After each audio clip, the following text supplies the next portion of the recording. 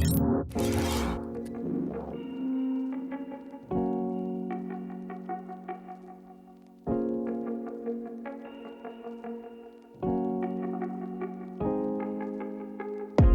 Hisense HT Saturn is the first non-soundbar audio product that I've reviewed from the brand, bar the party speaker, but that was a completely different device. When I first saw the HT Saturn, I was quite intrigued by the approach to audio that Hisense has taken. Instead of a soundbar and a dedicated home theater setup box, this HT Saturn is something completely different. It is 4 large speakers which are connected to one small box that acts as a hub, and then there's the subwoofer to give it all a bit of a kick. If anything, the HT Saturn is unlike any other audio product I've seen on the market, because it isn't a soundbar, but at the same time I won't say that it's a fully dedicated home theater system because there's no amplifier here either. Instead, one small box powers the connections from all the speakers, and then the speakers do all the work. I've already done a full unboxing and setup of the speaker system on the channel, so check that out if you want the full experience. But in short, the HT Saturn comes in a bundled box that includes the 4 speakers, a crap load of power cables, the remote, and some screws and wall mounts. Setting it up is pretty simple too. Each speaker has a sticker underneath it that tells you where to place the unit. Hisense also says there's a bit of freedom here on how you can place the speakers too. You can have them on the table next to your TV, mounted on the wall next to your TV, or even on speaker stands around the room. The rear speakers are then meant to be at head height. The subwoofer then goes where subwoofers have been going for the last few decades, in front next to the TV or hidden out of sight. Right from the start, I was a bit intimidated by the sheer amount of power cables needed for this product. You see, each speaker needs a figure 8 power cord, and then the subwoofer and the set-top box also need their own power outlets. So that's 6 power cables in total. Keep that in mind when you install this because you'll need to make sure you have enough plugs around to get this going. I also recommend getting some extender plugs or make your own wires because the included 1 meter power cables are not even remotely long enough to use without real effort. The set-top box needs its own power plug too, and it uses a USB-C connector to power the little box thingy-majig. So I plugged everything in, added some extra extenders here and there to make it look neater, and turned it all on. I made use of some makeshift speaker stands for this content because I usually have a large soundbar in front of my TV and only rear speakers at the back. You'll know the HT Saturn is connected by a chime that the speakers play when they get powered on. Get used to this chime because it plays this noise every single damn time you turn on the system. When I turned on my TV in the morning, the signal went off to the box and all 4 speakers chimed at different times to tell me they were all connected to the unit. It can get annoying, I won't lie.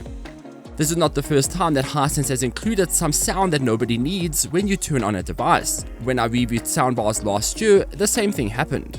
Speaking of the unit, this little box includes 1 digital optical port, 1 HDMI in and 1 HDMI out port. There's also an update port in the form of a USB socket, and then the power connector is a USB-C port. On the front there are a few lights, but you often don't see them. They blink when booting up, pairing Bluetooth, or can sometimes appear when changing settings on the TV under certain circumstances. There's also a power button on top of the unit.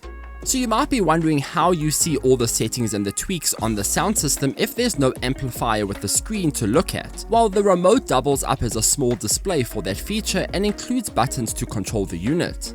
On the top there's a black strip that shows some text depending on what you're doing. However, this remote can be painful to use. Every time you want to access something or even adjust the volume, it has to always connect to the set-top box.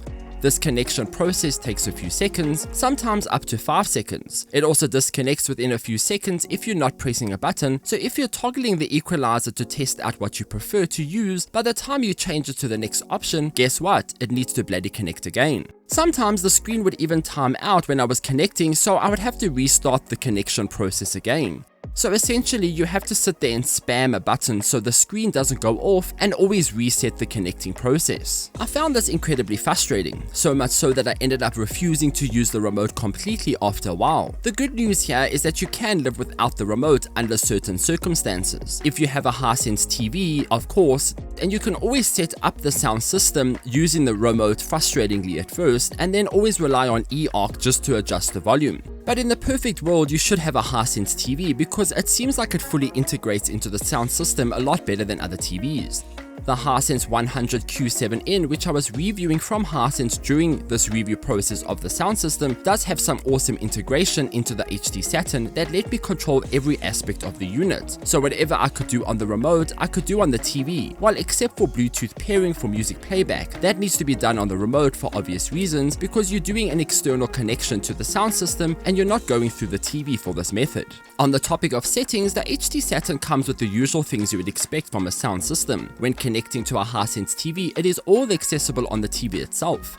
Audio output settings let me tweak the output format, change the audio delay, and enable dialogue enhancement. On the sound system settings, I could then change the equalizer, increase and decrease the bass, treble, and even the remote screen's brightness. I could then also check the wireless speaker status to ensure they were all connected, even though they made sure to chime. Don't worry about that. There's also an automatic tuning mode that uses the TV remote to tune the sound for you depending on the acoustics of your room. I would say that this HT Saturn is likely the perfect companion for a Hisense TV because it just works flawlessly with the product. If you don't have a Hisense TV, you'll then need to access all of these settings on the remote itself. Everything is there, however, it's just a case of going into each menu to find what you're looking for.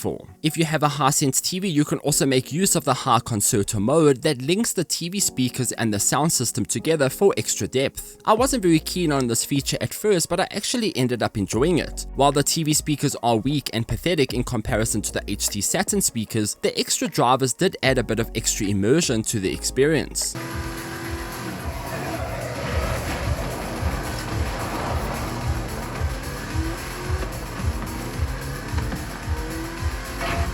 When using high concerto, however, some settings are locked from being toggled. I wasn't able to access any of the format options or tweak the audio delay. So if you rely on these settings, or if you find that the high concerto mode is locking you out of important things, then it might be a problem. While there is a lot of room for tweaking on this HT Saturn, there are some settings that weren't available that I really wanted. There's no way to manually change the gain and input of each speaker, for example. So I could not decrease and increase the rear speaker gain. This means that if you think they are too loud, you can't turn them down manually. This might also be a problem for users who have these speakers quite close to them. In my current setup, for example, the rear speakers were quite close to my head, which resulted in a much louder sound coming from behind me than in front of me. When it comes to the actual performance of the Hisense HT Saturn, this is one beefy sound system that honestly I wasn't expecting. The 6.1-inch subwoofer combined with the 4 speaker towers creates some wonderfully tuned sounds across everything I tested.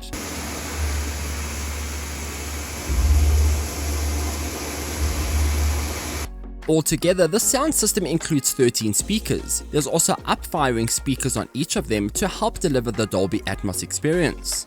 There's one scene that I love testing with Dolby Atmos on. It is in Indiana Jones and the Dial of Destiny. There's a scene around the 44-minute mark during a parade where confetti falls from the sky.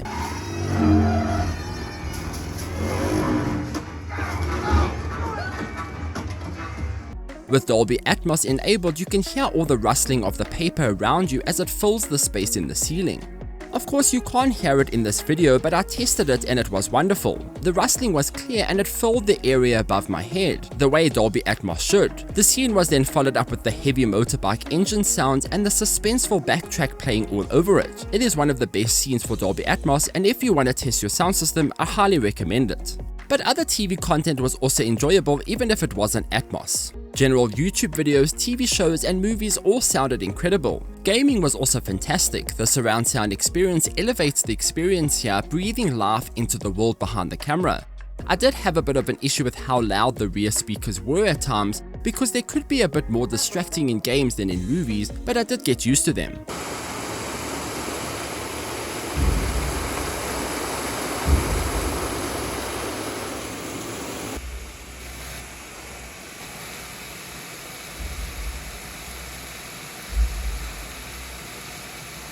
Of course, I did change the equalizer on the system to suit the content I was watching. In sports, the balance seems to focus more on the commentator and the finer details of the game, more so than the crowds, where gaming had a better balance of softer sounds compared to movie, which pumped up all the highs.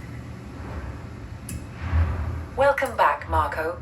Music was a sort of mixed bag. Some tunes played with too much bass, while others, the voice was often muffled out by the lows. I had to do a bit more tweaking here to perfect the listening experience, but it's likely because of the different types of music that you would play out of the system. I don't have much to complain about on this Hisense HT Saturn apart from the remote connection issue. This is a pretty remarkable sound system. Sure, there are some things to keep in mind. There are plenty of cables here. While the speakers are wireless, each of them need power and the included wires are very short. Then, if you don't have a Hisense TV, this system can be a bit cumbersome to use because of the lack of control and settings on the other TVs.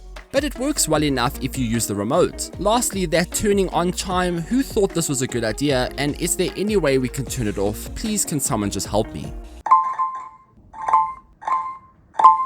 Overall, this is one exceptional sound system and likely the best audio system Hisense has ever made. I just loved it. While it doesn't provide the same level of customization as other units on the market, this is a hassle-free and approachable system that will level up any entertainment room. I can't recommend this enough.